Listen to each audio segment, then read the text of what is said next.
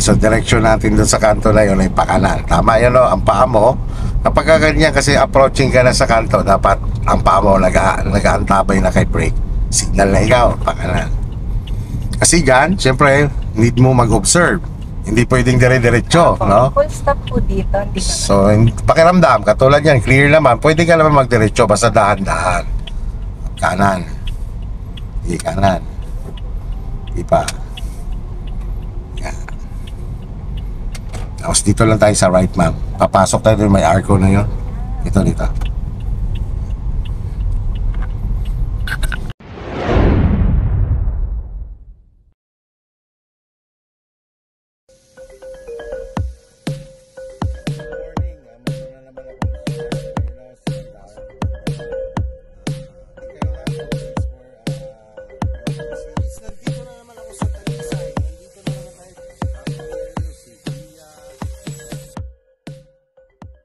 Okay, so mamantulit kanina, malapad yung kalsada, di ba? So dito tayo sa masikip. Ganun pa rin, di ba? Kanina, nung nasa malapad na kalsada ka, nagbe-base ka dun sa dalawang guhit or yung biak ng kalsada. Para hindi ka mawala sa iyong linya. So dito naman, ang magbe-base ka naman. Kung katulad naman ito, ma'am, wala kang kasalubong sa ganitong klase kasi private road po ito, okay lang ganyan, sakupin mo, no? Kapag ganyan. Pero kapag may kasalubong ka, yon, titingin ka muna doon sa gilid, malayo lang, ididikit mo unti-unti, check naman dito sa side mirror. Yan, no? Diyan ka mag-check, dito mo ayusin sa harapan. Pero kapag ganyan naman, okay lang yung position na ganyan. Kasi nga, private road naman ito. Saka dito, siyempre, kailangan dahan-dahan. Ang takbo dito, it's about 20 km per hour lang. Okay, Ma'am Antoinette, ganito. Kita mo yung kanto na yan. Signal ka po, ma'am, sa kaliwa. Yan. So, ma'am, ang pagliko sa ganyan ganito. Kumbaga, ma'am, huwag ka mo lang pipihit ng manibela hanggat hindi po naka-align ang sarili mo sa pinakagilid ng kalsada. Sige, forward ka po. Forward ka lang po ng diretso, ha. Tapos bitaw-bitaw ka lang sa brake. Huwag ka magagas. Yan, halimbawa ganyan, no? Ganyan. Sige pa. Forward pa konti. Yan, tapos stop. Yan, di ba, ma'am, naka-align ka na sa gilid ng kalsada. At the same time, kita mo na lang buo ang kalsada. Nalilikuan mo. So ngayon, pag move mo, unahan, mag-advance ka ng isang ikot pa kaliwa. Okay, isang ikot. Sige, isang ikot, ma'am, isang ikot. Yan, ganyan lang isang ikot. Ganito, isang ikot. Yan. Ganyan lang isang ikot. Tapos pag move mo, padagdag ka, no? Tapos ang tingin sa gilid at dyan sa unahan, no? Sa pupwede mong tamaan. Sige, bitaw lang sa gas. Sa brake, sorry. Didagdag sa manubela. Yan. Pagka alam mo pumupunta na siya, tingnan mo.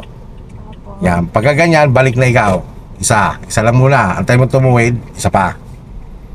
Yan. Tapos, ma'am, ang diskarte sa ganito, ma'am Antoinette, kapag lumiliko ka, kailangan kontrolado mo ang sasakyan mo. Alalay ka lang sa brake. Pag binibitawan mo si brake at gumagalaw naman siya, huwag ka magagas. Dahil mas more on focus ka sa pagmanage ng manibela mo. So doon sa dulo po, papunta po tayong right. Diba, natalaw mo yung pinakakalsada ng kaunti lang din ang pihit ng manibela hanggang padagdag ng padagdag. Kasi padagdag din kasi ng padagdag yung nakikita mo sa semento, eh. Nakatulad niyan, ang paa ay naka-brake lang. Ikot ka na unti-unti, alalay sa brake. Sige, alalay pa. Yan. Yan. Sige, diretso lang po tayo.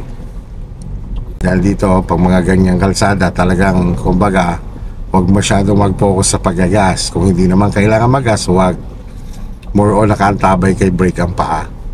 Tapos ang direksyon yan, ma'am Antoinette, pakanan, ha. Yan, direksyon mo lang. Yan, ang paa mo kay brake na. Stop mo na. So, ganito, ma'am. Tulad ng sabi ko sa'yo, pagka ganitong makipot na kalsada, more on kontrolin mo talaga ang sasakyan. Pagkakataon, ma'am, na nadidelay ka sa pagmamanibela o di kaya napapasobra ka, gawin mo nun, ma'am, isipin mo palagi, brake muna para maibalik mo muna yung manibela mo bago ka gumalaw ulit. Ganun. Kasi katulad nyo kasing mga bago pa lang, syempre, yung bang kapag naghabol ka kasi, papasukan kasi ng mamararatel ka. Yung, kaya na nawawala. Pero pag kinontrol mo kasi ang sasakyan at mag-focus ka muna kung saan direksyon ang iyong manibela. Halimbawa, katulad niyan, ano, hindi mo alam kung saan nakadireksyon ngayon ang gulong mo. Ang diskarte lang dyan, gagalawin mo lang siya ng konti. Tama, galawin mo ng konti. Yan, malalaman mo, preno ka ulit. Dagdag ka lang ba, yan, ganyan. Tapos galaw ka ulit. Yan, tingnan po, punta na siya dun sa guest mo, no? Yan, sige, ganun lang, kung baka control lang. Sige, tara.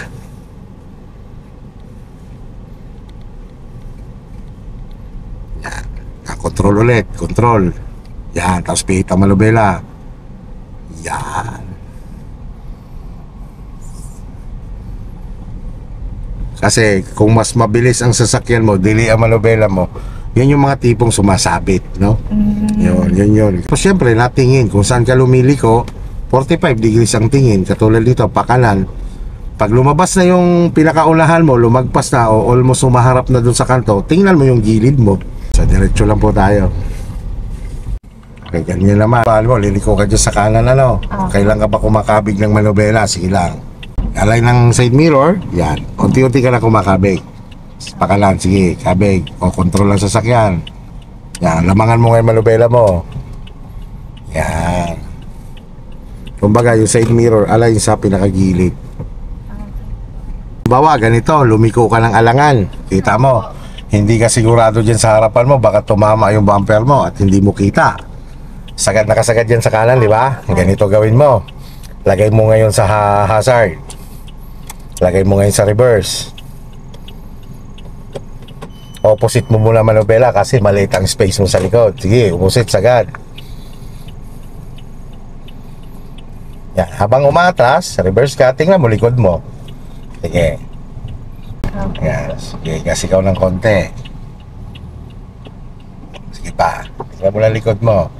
Okay, stop. Enough na space mo doon, no? Kumbaga, sa galaw mo na yon, may space ka na nun sa harapan. Patay si hazard. Hazard mo na, tapos drive mo na. Bago si manubela. Okay. Yan, sige manubela. Advance papuntang kanan. Sige, kahit isagad mo yan, malalaman mo naman yung paggalaw mo eh. Sige, basta gumalaw ka lang, unti-unti lang muna, hindi mabilis. Sige, tingnan mo. Bitaw-bitaw lang yan sa brake. Yan, bumabawi ka na unti-unti para hindi ka sumagat din sa kanan. Yan. Basta ang pagliko lang naman, diskarte dyan. Kailangan matanaw mo muna yung nililikuan mo. Or ang side mirror mo, lagpas mo na doon sa pwedeng tamaan. Yan. Yan. Pwede ka lang umiikot-ikot na. Umiikot ka lang malubela. Yan. Ikot pa. O control mo lang ang sasakyan. Control. Yan. Balik mo muna malubela. Balik mo muna bago ka gumalaw ulit. Sige, balik mo muna.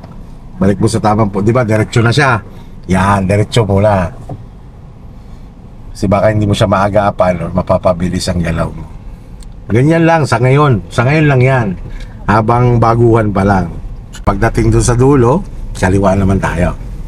Kanina, di ba, nung nandito ka galing kanan, more on nagbe-brake ka. Dito, dahil medyo paahon, magagas ka bahagya dyan pag hindi na gumalaw ang sasakyan mo. Mas focus ka lang sa unahan mo, sa gilid. Katulad yan, hindi mo pa nakikita yung lilikuan mo, huwag ka mo lang pumihit ng manubela. Yan, katulad yan, di ba? Konti pa lang nakikita mo, pihit ka na konti. Sige, padagdag lang padagdag. Sige, padagdag lang padagdag. O kita mo yung unahan mo, pumupunta na, tama na. Yan, unti-unti bumabalik.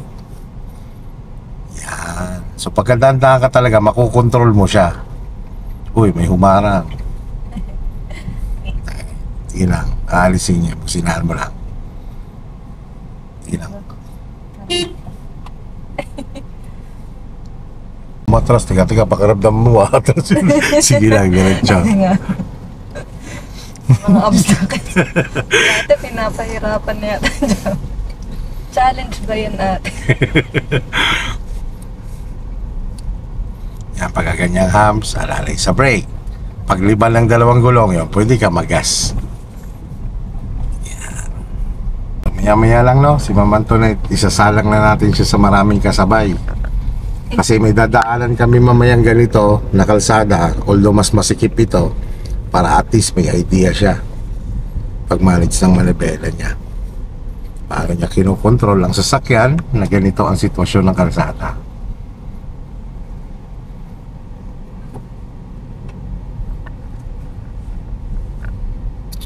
Pero alam mo ma'am, ang pagdadrive naman talaga kasi importante dyan yung lakas ng loob.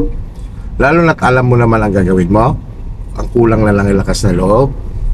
Pag araw-arawin mo kasi, doon nadidevelop yan eh. Yan, pakaliwa naman tayo. So, ang direksyon natin, Ma'am Antoinette, dyan sa dulo, pa-right tayo. So ngayon, syempre, huwag kang pipihit ng manubela hanggat di mo rin natatanaw mula ng kaunti yung mga parating. Pwede ka magbigay ng busina dyan. Warning lang. Para ma-warningan yung mga parating. Yan. Sa gabi kasi, madali mo ma-recognize dahil may ilaw eh. Yan. Natanaw mo lang konti, control lang sasakyan, pihit ng manubela. Isang ikot na agad. Yan. Isang ikot lang. O padagdag. Dagdag. Yan. Yung mga ganun, dahan-dahan lang naman talaga.